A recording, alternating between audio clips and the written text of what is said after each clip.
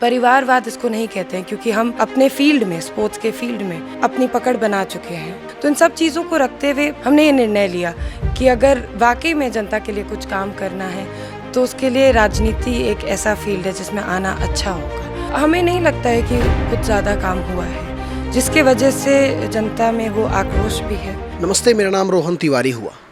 दी चौपाल देख रहे हैं आप। बिहार विधानसभा की कवरेज करते करते हम जमुई आ पहुँचे हैं और इस वक्त जमुई के गिद्धौर में हम लोग हैं। भाजपा उम्मीदवार श्रेयसी सिंह जी हमारे साथ हैं और विशेष बात डायरेक्ट उनसे ही करते हैं क्योंकि पहली दफ़ा है जब वो राजनीतिक में अपना कदम रखी है।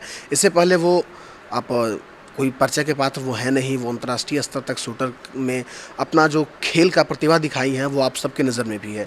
अर्जुन पुरस्कार हो या फिर गोल्ड मेडल हो, सभी वो अपने नाम उस तमाम खिताबों को की है। अब ज़रा उनसे ही जानते हैं कुछ सवाल जो आप लोगों के मन में भी पनप रहे होंगे, आखिरकार क्यों। मैडम, सबसे पहली सवाल ये होगी कि राजनीतिक को आपने कैसे चुन लिया? इतने अच्छे प्रतिभा में आप थे, खेल शूटर के, क्या ऐसा मतलब हुआ? देखिए, पहले तो सभी दर्शकों को मेरा प्रणाम।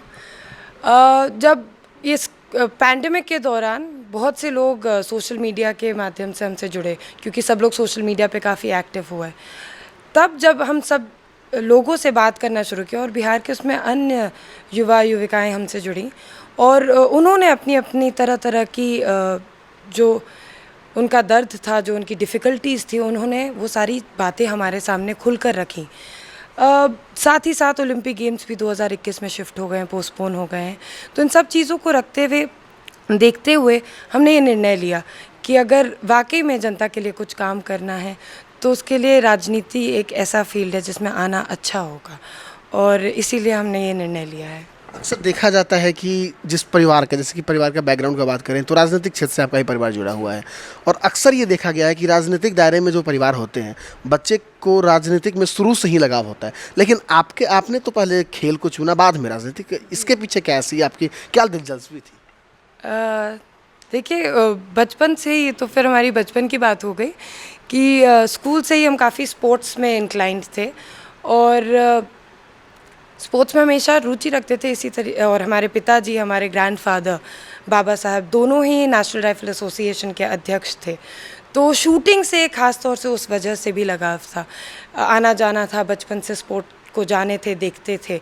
तो नेचुरली जब डिसीजन आया कि हमने जब उस वक्त ये डिसीजन लिया कि हम एक स्पोर्ट्स पर्सन बनना चाहते हैं तो शूटिंग का ऑप्शन मेरे सामने था, इसीलिए हमने वो चुना। अक्सर देखा गया है कि खेल तो बहुत सारे थे, आपने शूटिंग को चुना। खैर, इसमें आपकी दिलचस्पी थी काफ़ी। अच्छा, एक बात बताइए, पहले आप राजनीतिक में आई हैं, उससे पहले आप शूटिंग के एक जगत में थी, काफ़ी अच्छे, मतलब अर्जुन पुरस्कार तक आप जीती थी।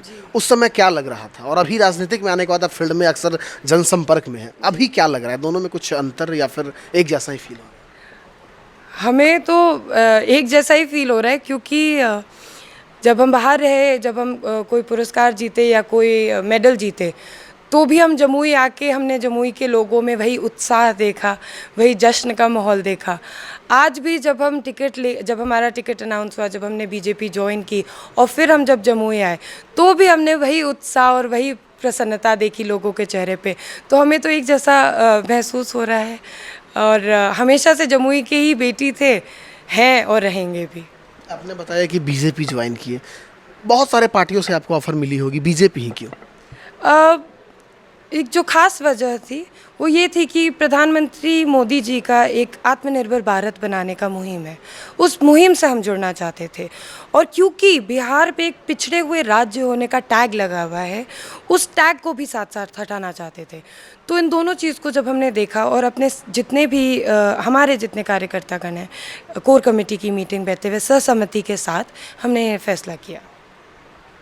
हर चीज़ के पीछे कोई वजह होती है। राजनीतिक में आए, सबसे बड़े राजनीतिक के इस दौर में आपके प्रेरणा स्रोत कौन रहे आपके लिए? हमारे पिताजी।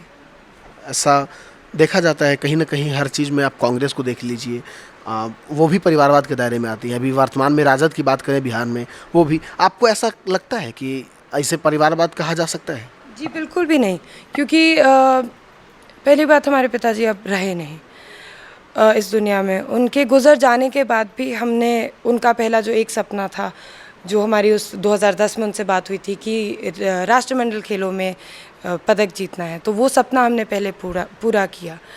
और ये बिल्कुल भी परिवारवाद नहीं है, क्योंकि इस फैसले में, इस निर्णय में जैसे हमने कहा कि हमारे पिताजी तो अब रहे नहीं, लेकिन हमारी माँ का भी कोई हाथ नहीं था। ये पूर्ण तरीके से मेरा फैसला है और बीजेपी का फैसला है। हम लोग पिछले 1-1.5 साल से किसी भी पार्टी से भी जुड़े हुए नहीं थे। और परिवारवाद इसको नहीं कहते हैं, क्योंकि हम अपने फील्ड में, स्पोर्ट्स के फील्ड में अपनी पकड़ बना चुके हैं, जिस वजह से लोग हमें जानते हैं।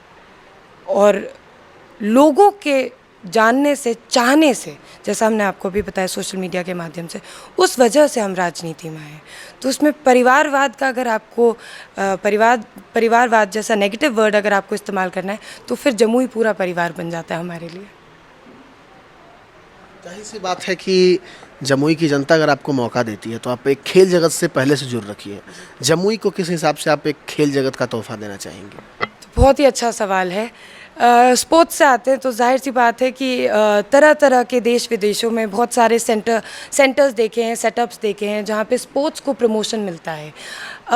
हम एग्जांपल देते हैं आपको ज्योति कुमारी जी का, जिन्होंने साइकिल चला के हरियाणा से बिहार, वो खुद साइकिल चला के अपने पीड़ित फादर को लेकर आई। तो प्रतिभाओं की कमी नहीं है बिहार में। 2011 में नेशनल गेम्स भी हुए थे झारखंड में, तब भी हमने बिहार के लोगों को देखा था, बिहार के स्टूडेंट्स को देखा था।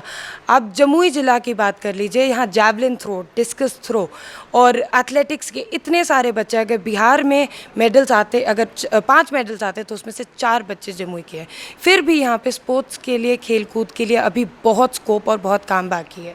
हम आपको एक छोटा सा उदाहरण देते हैं, जो एक हमारा विज़न है। मध्य प्रदेश की स्पोर्ट्स अकेडमी देख लीजिए, जो फुली फंडेड है स्टेट एडमिनिस्ट्रेशन के द्वारा।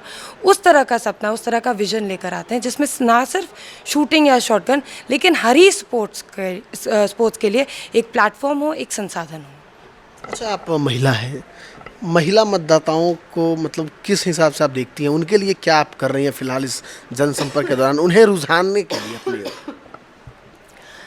देखिए, महिला हैं और महिलाओं की सेफ्टी, महिलाओं की एजुकेशन, इन 2 चीज़ों पे हमने रिसर्च किया है। ख़ास तौर के अधिकतर बिहार की जितनी महिलाएं हैं, ग्रामीण इलाके की ज़्यादा, कोई एक पुरुष कैंडिडेट होता है, कोई मेल कैंडिडेट होता है, तो उनके सामने आके अपनी बात भी नहीं रख पाती हैं। कुछ मांग करना तो बहुत दूर की बात है। तो इसीलिए हम उनसे कुछ नहीं मांग रहे हैं, लेकिन जब हम उनके बीच में जा रहे हैं तो वो लोग खुद आगे बढ़ के हमसे मिलने आती हैं, हमसे अपनी बात रखती हैं, खुल के बातचीत कर सकती हैं। तो ये हमको बहुत अच्छा लगता है कि और उन्हें भी बहुत अच्छा लगता है कि हमारे बीच की कोई बेटी मानता है, कोई बहन मानता है कि हमारे बीच की एक महिला एक कैंडिडेट के तौर पे आई है, और वो उनके मन में जो वो उत्साह है, जो प्रसन्नता है कि अब हम खुल के बात अपनी रख सकते हैं, जो भी हमारे घर परिवार के, हम उनसे साइड में बैठ के कोने में बात कर सकते हैं। तो ये तो उनका आशीर्वाद है और ये उनका लगाव है हमारे प्रति। क्या लगता है इस बार जमुई की लड़ाई कैसी होगी? जी, लड़ाई जैसी भी हो, हम हर चुनौती का डट के सामना करेंगे। लगता है आपका जो ये पारिवारिक एक तरह से विरासत भी बोल सकते हैं, ये जो राजनीतिक का है, उसे बरकरार रखने में आप क्या कितनी दबाव महसूस फिलहाल कर? दबाव बिल्कुल भी नहीं है, क्योंकि जैसा हमने आपको बोला कि निर्णय तो मेरा है, तो इस तरह का कोई दबाव नहीं है। हाँ, एक हमारे, क्योंकि पिताजी इस तरह के शख्सियत थे, ऐसा उनका स्टैचर था, कि ऐसे पॉलिटिकल लीडर थे कि उनसे ज़रूर कंपैरिजन हो जाता है हमारा कभी कभी। तो एक तरफ अच्छा भी लगता है कि इतने सीनियर लीडर से, जो मतलब सिर्फ हमारे पापा नहीं, लेकिन इतने सीनियर लीडर से हमारी कंपैरिजन होती है, तो वो अच्छा लगता है। दबाव किसी तरह का नहीं है, जनता की सेवा करने आए हैं। पिताजी के बहुत अधूरे सपने रह गए हैं, काम हैं, उन सब काम को पूरा करना चाहते हैं, और इन्हीं सब भावनाओं के साथ, हम सेवा भावना के साथ हम राजनीति में आए हैं। और हमें ये बस, हम अपने आप से उम्मीद रखते हैं कि आने वाले 5 साल में जनता हमें ये मौका देगी उनके लिए काम करने का, और जितना हो सके, जितना हम सक्षम हो, जितना हमारी कैपेबिलिटी हो, उतना हम काम करके दिखा सकें। सांसद यहाँ से जमुई से चिराग पासवान जी हैं। क्या लगता है वो लोजपा यहाँ जमुई से कोई अपना कैंडिडेट उतार सकती है? जी, नामांकन का समय ख़त्म हो चुका है और अभी अभी तक कोई तो ऐसी नहीं। रिप्लाई जो कि चिराग पासवान जी के थ्रू मिली हो या फिर लोजप्पा के तरफ से आपको मिली हो? जी नहीं, क्योंकि चिराग जी यहाँ के सांसद हैं, माननीय सांसद हैं। उन्होंने हमारे भाजपा जॉइन करने पे उन्होंने हमें अपने शुभकामनाएं भेजी थी। क्या लगता है कि अब जमुई में अगर बात करें पिछले 5 वर्ष की विकास की, तो बिहार के मुकाबले जमुई की क्या स्थिति रही? हमें नहीं लगता है कि कुछ ज़्यादा काम हुआ है, जिसके वजह से जनता में वो आक्रोश भी है और एक विकल्प की खोज में है। उसके जी, एक अच्छे विकल्प के खोज में है। जनता आपको मौका देगी, आपको कुछ जनसंपर्क के द्वारा तो कुछ महसूस जरूर होगा। जी बिल्कुल, जनसंपर्क अभियान बहुत अच्छा चल रहा है। आपने महिलाओं की बात कर दी, साथ ही साथ युवा जोश भी हमारे साथ है और क्योंकि बीजेपी की इतनी अच्छी टीम है जो ज़मीनी लेवल पे काम करती है, तो हमको लगता है बड़े बुज़ुर्गों का अनुभव भी है। तो इन सभी तीनों चीज़ों को लेकर जब हम एक आकलन बनाते हैं या एक मिक्सचर देखते हैं तो बहुत अच्छा जनसंपर्क अभियान रहता है। और दी चौपाल के माध्यम से मैडम आप जमुई के दर्शकों को और बिहार की जनता को क्या कुछ कहना चाहेंगे? बिहार की जनता से हम सिर्फ उनका आशीर्वाद मांगते हैं और एक मौका मांगते हैं। बाकी ये संदेश देना चाहते हैं कि हम जमुई की बेटी, गिद्धौर की बेटी, बिहार की बेटी हमेशा से थे। जब हम शूटिंग भी करते थे तो हमने हमेशा बिहार जमुई का नाम लिया है, आज भी है और आने वाले समय तक रहेंगे। तो इस बात का आश्वासन दिलाते हैं कि अक्सर बेटे शायद माँ बाप को छोड़ दें या अपना घर छोड़ दें अन्य कारण की वजह से, लेकिन बेटियां कभी घर नहीं छोड़ती।